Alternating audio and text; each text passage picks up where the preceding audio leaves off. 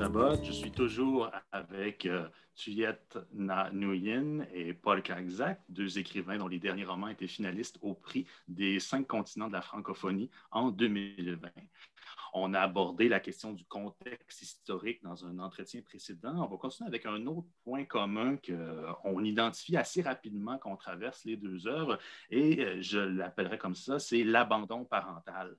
Dans Soi et métal, on a Kim Lan, le personnage central du roman, qui va abandonner en Belgique, qui est une femme d'origine vietnamienne, et qui abandonne en Belgique son mari belge et leurs 2 enfants, Clara et Thomas, pour retourner au Vietnam, ce qui va créer une espèce de grand choc à Clara, l'un des 2 enfants, qui va vivre très difficilement cet abandon-là. Et une grande partie du roman va tourner autour de la possibilité ou non pour ces 2 personnes-là, la mère et la fille, de se retrouver. Dans le roman de Paul Kagzak, on a quelque chose d'un peu similaire, c'est-à-dire qu'on a un personnage qui s'appelle Phileas van der Dorp, qui va abandonner en Belgique également, peut-être hasard, coïncidence, le pays de l'abandon, qui sait, qui va abandonner là son amoureuse, Camille Claes, et son fils adoptif, le fils de Camille, pour partir à la poursuite d'une espèce d'amour impossible pour une femme qui s'appelle Blanche. Manon Blanche, en fait. Et, encore une fois, le jeune fils, Pierre Claes, va vivre très difficilement cet abandon. Et un des enjeux importants du roman, c'est les possibles retrouvailles, la possible réconciliation entre ces 2 êtres-là. Cette fois, j'aurais envie de donner la parole à Paul en premier. Pourquoi avoir fait de cette histoire d'abandon-là, d'abandon parental entre un père et un fils adoptif, un des éléments importants de Ténèbres? Alors, au début, j'avouerais que l'image m'est venue avant de la théoriser ou de savoir pourquoi j'avais fait ça. C'est venu comme une évidence, ça s'est présenté à moi. Et petit à petit, je me suis aperçu que en me plongeant un petit peu dans toutes ces histoires coloniales, dans ce 19e siècle, etc., aussi dans une espèce d'inconscient imaginaire, via des tableaux, via des choses comme ça, il y avait tout un imaginaire patriarcal qui est toujours très présent dans nos sociétés, en tout cas européennes. Et il me semblait que toute cette idée d'envoyer des jeunes gens finalement perdre leur âme dans les colonies, c'est-à-dire on formait des jeunes gens, des jeunes hommes à la violence, à l'inhumanité, etc. Et c'était finalement, je pense, comme il y a une espèce de problème entre le père et le fils, dans une espèce d'imaginaire inconscient, je ne sais pas, je n'ai pas les mots théoriques pour le dire, mais il y a eu un manque d'amour, il y a eu rupture. C'est que si ces fils-là, si on reproduit cette violence-là sur des colonisés, c'est qu'eux-mêmes avaient dû subir une violence dans leur histoire. Et il m'a semblé que il y a une certaine... C'est ça, peut-être quelque chose de propre à notre patriarcat, qui est une formation de l'homme, une virilisation par la violence. Et je me suis dit qu'en ayant un personnage que le père avait abandonné, on allait pouvoir avoir un personnage particulier qui n'avait pas été à la fois, qui n'avait pas subi la violence du père, qui n'avait pas eu le modèle patriarche dur qui domine la femme, qui domine le monde, qui domine, etc. Et en même temps, eh ben, dans un patriarcat, quand on n'a pas de père, on n'a pas de modèle. On est perdu, on ne sait pas quoi faire. Alors, je me suis dit que c'était vraiment un personnage particulier, le fils que le père a abandonné et qui cherche à devenir colon pour essayer de faire un peu comme font les jeunes hommes de sa génération, aller prouver sa virilité en violentant des personnes colonisées. Et finalement, m'est revenu ce truc, parce que je me dis, c'est peut-être un hasard ou pas, mais c'est peut-être les derniers mots du Christ. C'est pourquoi m'as-tu abandonné? Et je me suis dit, il doit y avoir quelque chose là-dedans. Voilà, même le Christ plein d'amour, etc. Il est un de ces personnages perdus finalement dans le monde patriarcal. Voilà. C'est intéressant. Il y a cet abandon du père-là qui est à la fois une souffrance pour le personnage, pour l'enfant Pierre Claes, qui va beaucoup souffrir de ça, mais en même temps, tout ce que vous apportez, c'est comme cette libération, la libération d'un modèle qui pourrait y ouvrir d'autres portes, finalement. Merci beaucoup, Paul. Thuliette, de votre côté, pourquoi avoir fait de ce choix-là d'une mère de laisser mari et enfant en Belgique pour retourner vers son pays natal un des éléments centraux de votre roman. C'est vrai que pour le commun des mortels, hein, rien n'est plus puissant que l'amour maternel.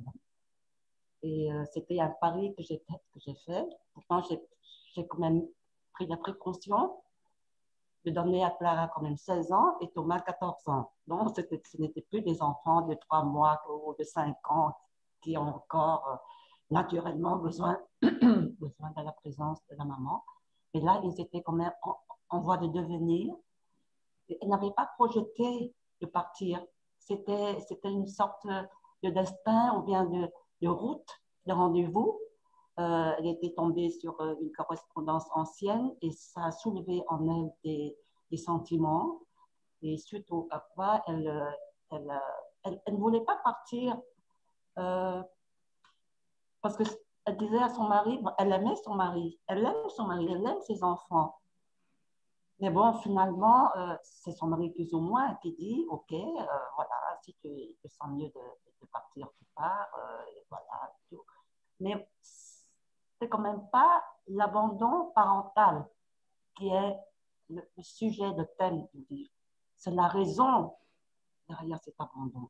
Pourquoi elle s'en va alors qu'elle aime son mari, alors qu'elle adore ses enfants, elle a une vie mais de princesse. Pourquoi elle abandonne tout ça pour retourner dans son pays? La raison pourquoi elle part. Et là, ça donne l'occasion d'une question que j'ai posée à la toute fin du livre, qui est pour moi essentielle parce que je suis une femme, parce que je n'ai pas connu quasiment pas mon père, parce que j'ai une femme, une maman que j'admire beaucoup. Et cette question essentielle pour moi est celle-ci. Une femme peut-elle avoir le droit d'avoir d'autres aspirations que celle de se consacrer toute sa vie à son foyer, à ses enfants, même si elle les aime très fort? Est-ce qu'elle a le droit d'avoir d'autres aspirations que celle que je viens de mentionner? Et cette question s'est imposée toujours à cause de la guerre. Parce qu'à la guerre, il y a des choses qu'on fait que si on est dans une vie, dans une région apaisée, qu'on ne ferait pas. Pourquoi on partirait? Mais c'est toujours la guerre qui nourrit un peu mes sentiments et qui sculpte un petit peu mes personnages. Parce que j'aime beaucoup la grandeur d'âme, peut-être à cause de la guerre aussi. Hein. J'ai vécu je suis née dans l'une, j'ai vécu dans l'autre, et j'aime beaucoup la grandeur d'âme, les nobles sentiments, le sens du devoir, bien que ici, c'est naturel. C'est pas tellement un devoir, c'est naturel qu'elle se sentait pas obligée, mais attirée par ce qu'elle allait faire. Et donc, ce n'est pas l'abandon, c'est la raison de cet abandon. Et c'est à cette question essentielle que je viens de soulever, est-ce qu'une femme peut avoir d'autres aspirations, etc. Clara, la jeune fille qui a tellement souffert du départ de sa maman, Clara doit trouver la réponse à cette question. Et c'est en fonction de cette réponse que la réconciliation, que les retrouvailles vont avoir lieu ou pas. Et je ne vais pas dire ça. Je ne vais pas le... Voilà. Donc, c'est une question essentielle que je pose en tant que femme, parce que je sais que la femme, comme Paul vient de dire, la société est patriarcale, et encore plus chez moi que peut-être ici, j'en sais rien. Mais donc, la femme a un rôle quand même essentiel à jouer, et donc, elle émerge, elle prend seulement de temps en temps, elle essaie, hein, c'est quand même une lutte encore pour l'égalité homme-femme. Hein. Et donc, pour moi, c'est une question essentielle. Est-ce qu'elle a le droit d'avoir d'autres aspirations que de se consacrer à son mari et à ses enfants? Et Clara doit trouver la réponse à cette question. Et de là, on verra si les deux vont se retrouver ou pas. Merci beaucoup. Moi, ce que je trouve fascinant, c'est qu'on est parti d'une question, du sujet que j'avais remarqué, qui était cet abandon-là d'un parent qui abandonne ses enfants. Mais ce que vous avez tous les deux souligné à votre manière, c'est comment cet abandon-là, en fait, c'est un abandon d'un système qui peut être contrôlant. Cet abandon-là, c'est une façon de libérer le fils de l'influence du père, de l'influence du patriarcat dans le cas de Paul. C'est une façon de libérer la femme de ses obligations, de son rôle traditionnel de mère au foyer, finalement, pour lui reconnaître d'autres aspirations. Il y a une libération beaucoup à travers cet abandon, c'est intéressant.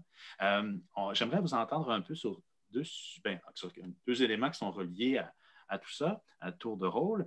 C'est-à-dire que, Paul, vous avez consacré beaucoup plus de place dans votre roman au fils. Le père est là, le père suit sa quête pour retrouver le fils, mais c'est l'histoire de Pierre Claes, essentiellement l'histoire du roman, ce jeune géomètre belge qui a été abandonné, qu'on retrouve pendant la colonisation.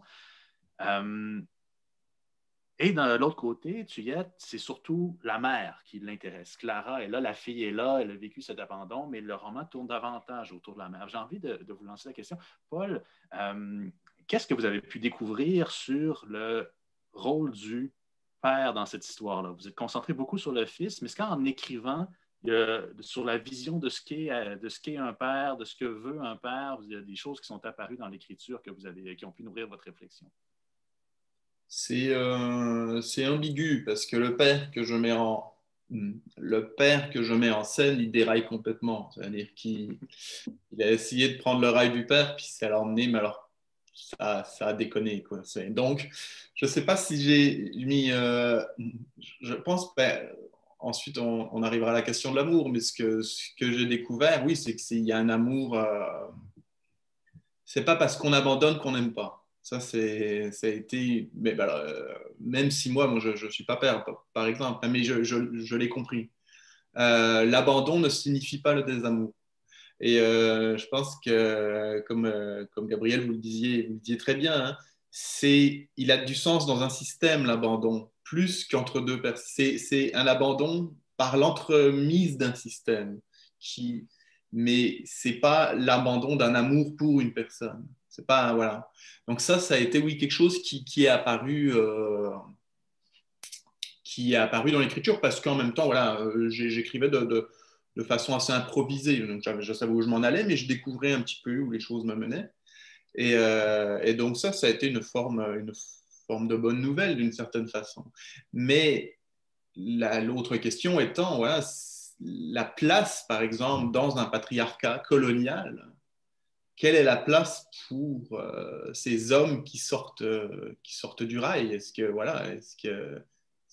y en a une? Ou alors, est-ce qu'ils doivent quitter ce système et comment? Donc, c'était à la fois un optimisme en disant l'amour est là, et peut-être un certain pessimisme en disant dans certaines conditions de violence, par exemple, extrême, et ben, l'amour a beau être là, comment il peut vouloir se vivre? Ça va être une autre question. Merci beaucoup, Paul. Je pense qu'il y a une phrase qui peut résonner beaucoup avec que vous avez dit, qui résonne beaucoup avec le roman de Thuillette, quelque chose comme l'idée que l'abandon, c'est pas le désamour, finalement. Il y a de l'amour aussi quand il y a l'abandon. De votre côté, Thuillette, en explorant le rôle de la mère, vous avez aussi abordé cette souffrance-là vécue par l'enfant, parce que Clara va devoir traverser cette souffrance-là pour en arriver à comprendre le parcours de sa mère. Est-ce que le processus d'écriture, qu'est-ce qui vous a permis de comprendre peut-être sur cette posture de l'enfant qui se fait abandonner quand vous avez écrit? Est-ce que c'est quelque chose dont vous aviez déjà une certaine compréhension ou c'est en l'écrivant que vous avez développé cette réflexion-là?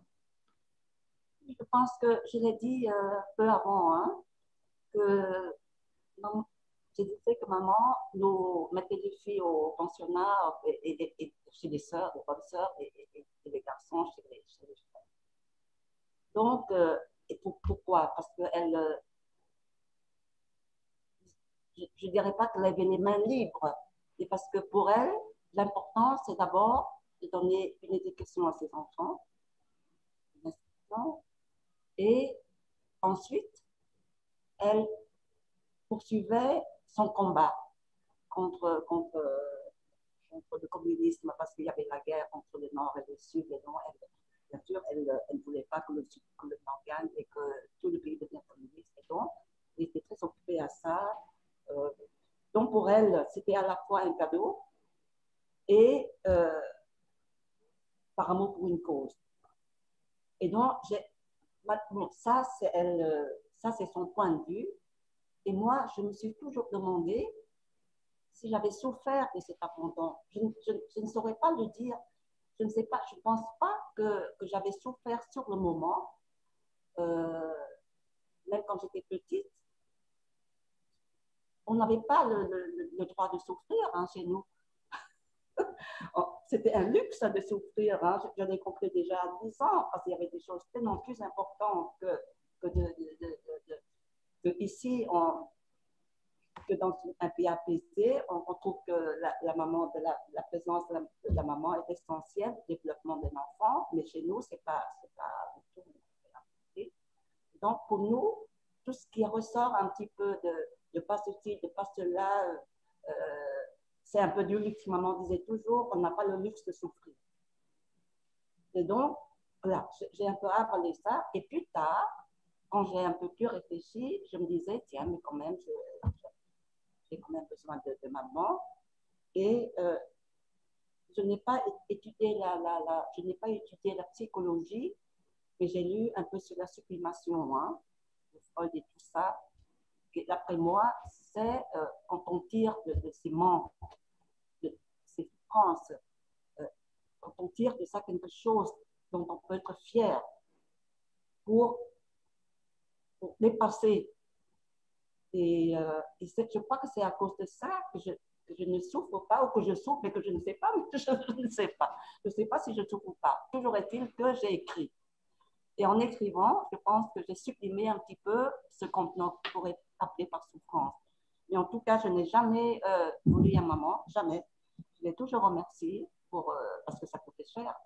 Elle était seule, ses enfants, hein, pour nous mettre dans une école française tenue par les bonnes sœurs.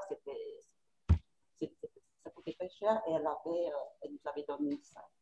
J'ai toujours dit, maman, je t'en suis très reconnaissante, même si je n'avais pas vécu avec elle.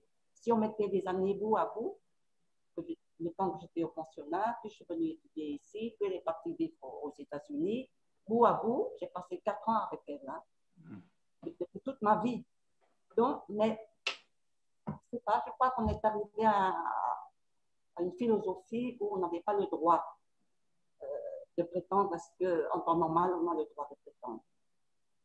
Et donc, je ne sais pas quelle est la question que vous me posiez, mais je n'ai pas souffert voilà, l'abandon.